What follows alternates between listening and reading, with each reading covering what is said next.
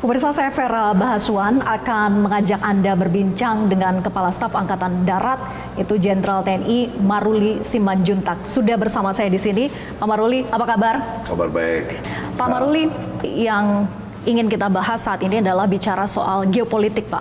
Tantangan Indonesia, dan kalau kita melihat secara global, regional, nasional, itu semua menjadi tantangan yang tentu tidak semakin mudah bagi TNI, khususnya kita bicara TNI Angkatan Darat gitu.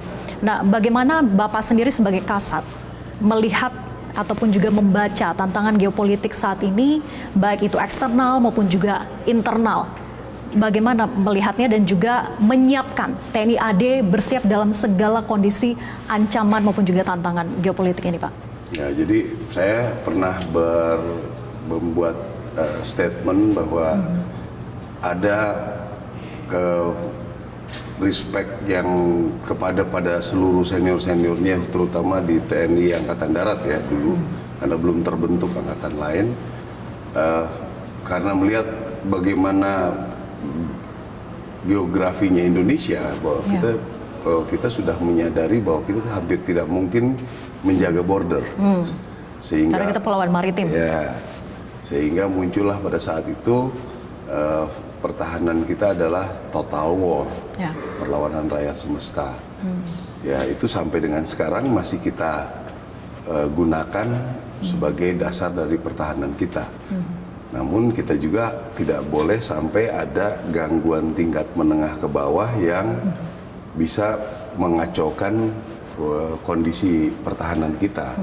Sehingga pertahanan alutsista yang digunakan oleh Angkatan Laut dan Angkatan Udara juga harus mengiringi itu. Nah, gimana konsep total war itu? Sinergi dari setiap matra gitu ya?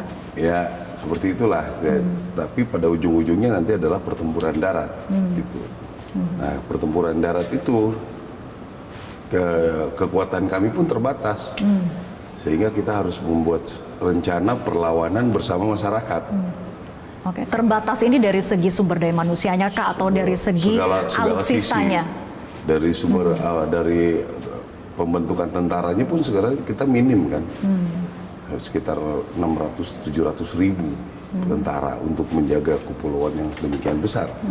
Sedangkan negara-negara besar itu bisa deploy sampai 1-2 juta orang untuk.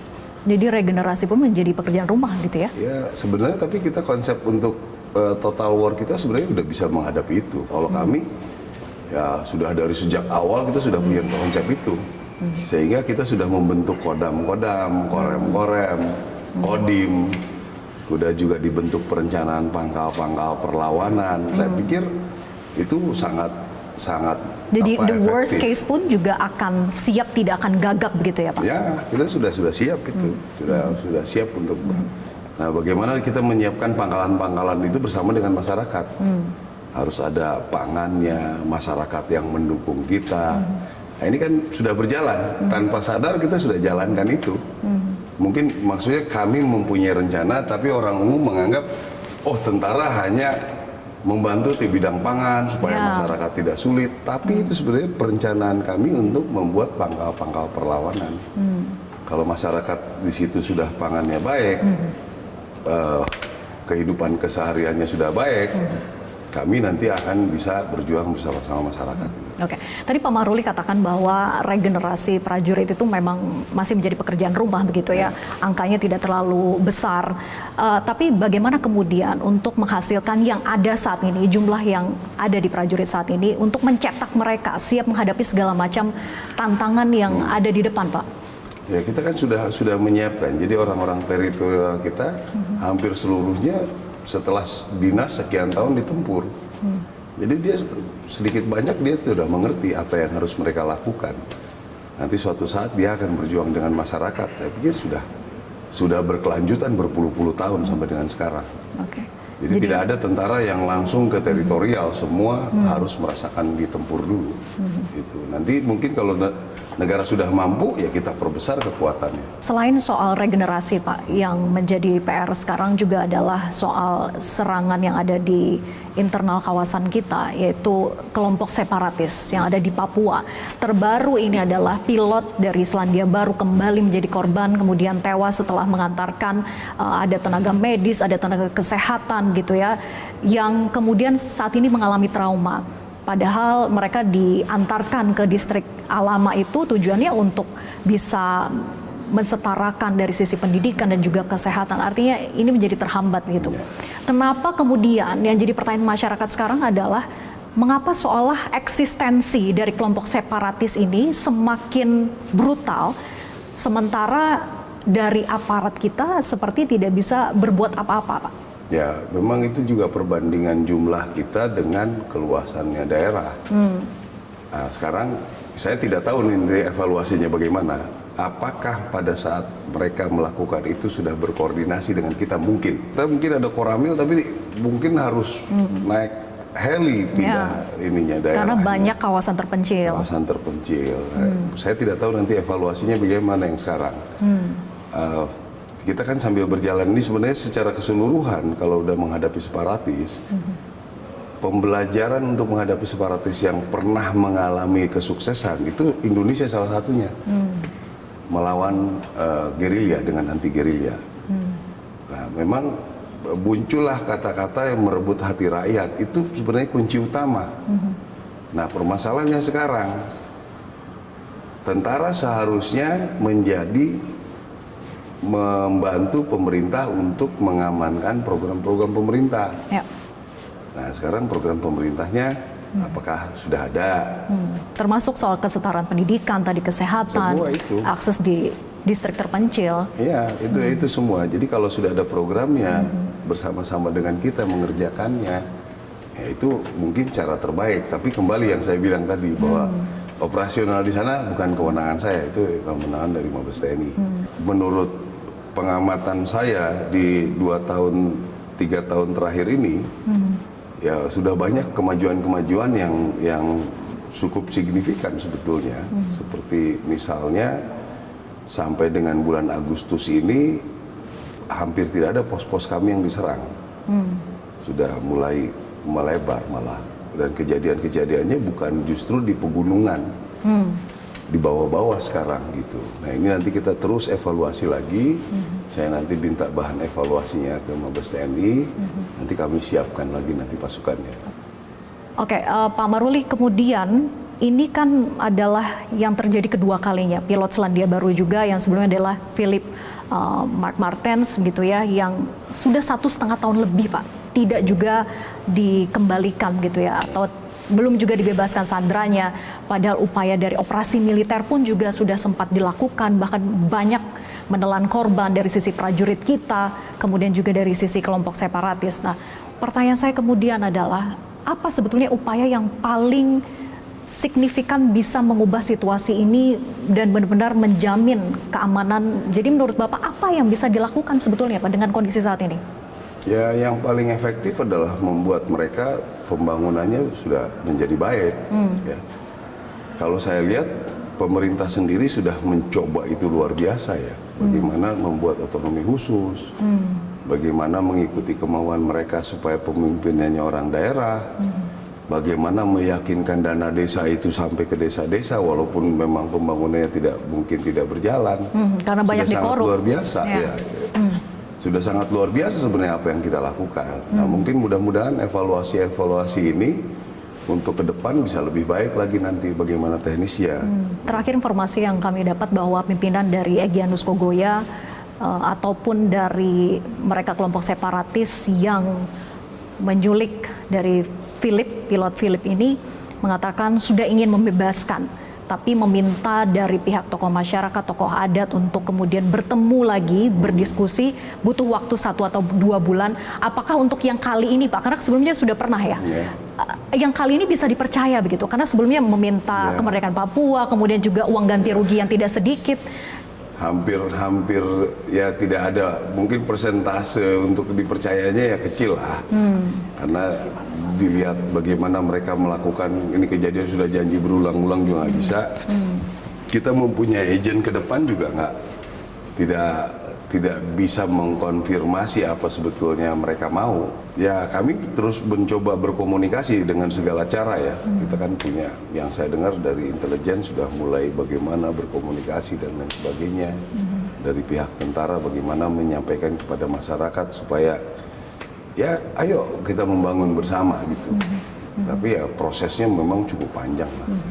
Tantangan TNI AD maupun juga tugasnya itu tidak hanya sekedar menjaga ketertiban maupun juga keamanan masyarakat gitu ya, menciptakan rasa aman bagi masyarakat, tetapi juga bagaimana kontribusinya Pak terhadap misal dari sisi ancaman ke depan adalah soal ketahanan pangan, kemudian juga krisis air bersih.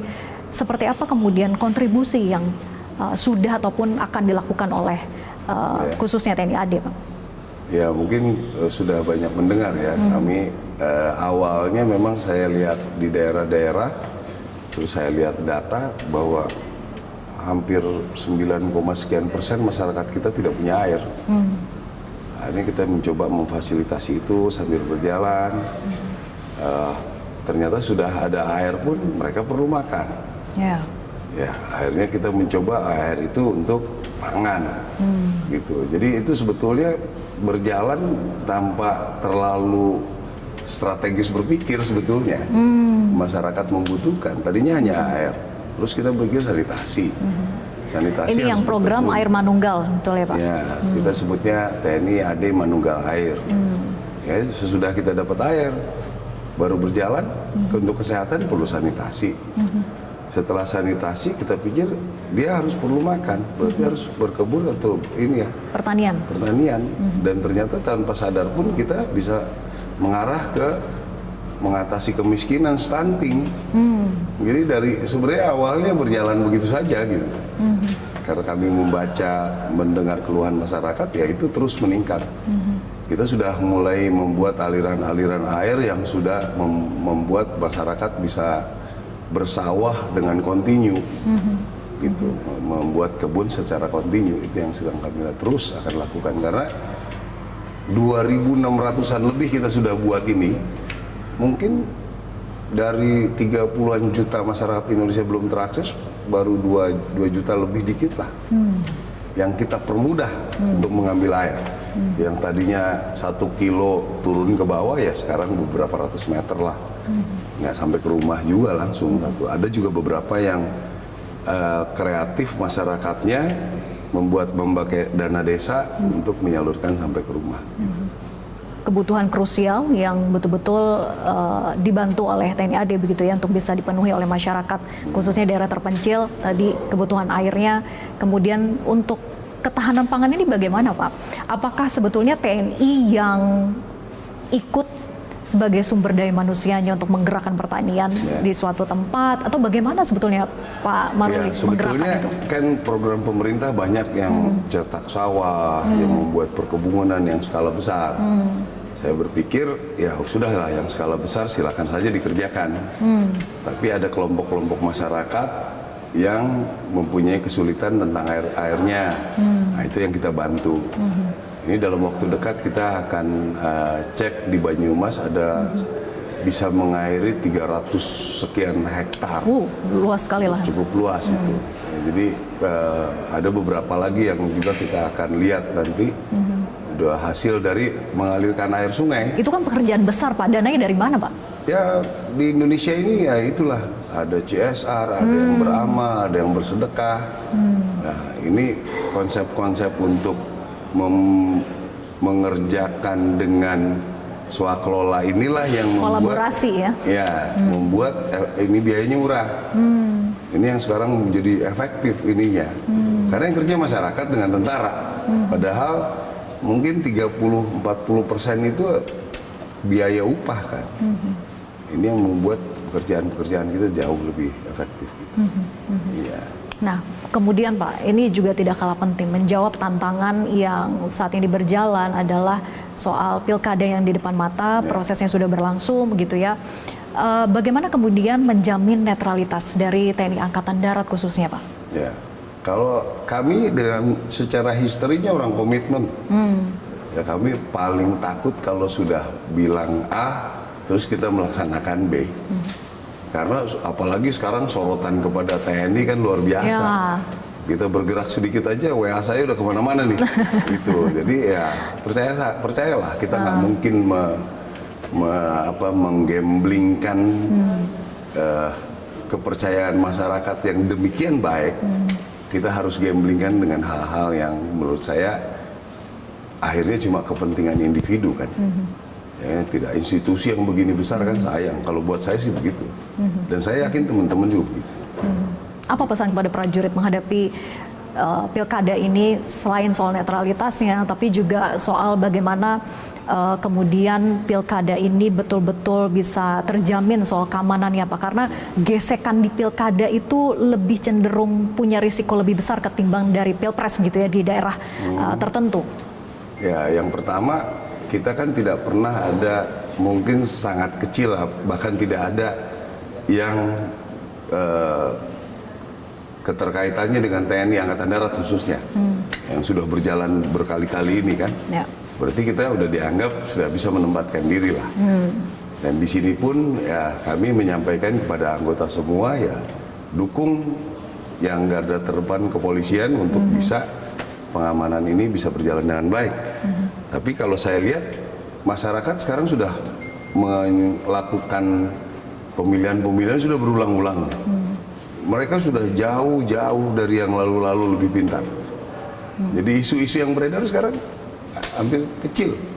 Yang membuat kegelisahan SARA itu. Ya. Pilkada ini sebenarnya enggak. Terakhir Pak, gebrakan apa yang sebetulnya ingin Pak Kasat lakukan, Pak Maruli lakukan dengan peran Bapak, dengan jabatan Bapak sebagai Kasat ini, apa yang ingin dilakukan perubahan yang mungkin akan signifikan terhadap para prajurit mungkin dari sisi kesejahteraan atau apa yang ingin dibawa? Ya, sebenarnya saya kebetulan dengan teman-teman diskusi bahwa cara penggunaan uang kita coba dengan sistem swakelola. Jadi uang kita serahkan kepada anggota, dia mengerjakan sendiri, diawasi oleh inspektorat kita, sehingga uang itu akan beredar di daerah. Dan nilai uang untuk mengerjakannya jauh lebih rendah. Ini sudah kita kerjakan sekarang, tahun ini kita bisa menyelesaikan 2.000 rumah rusak berat. Kita bisa kerjakan gitu.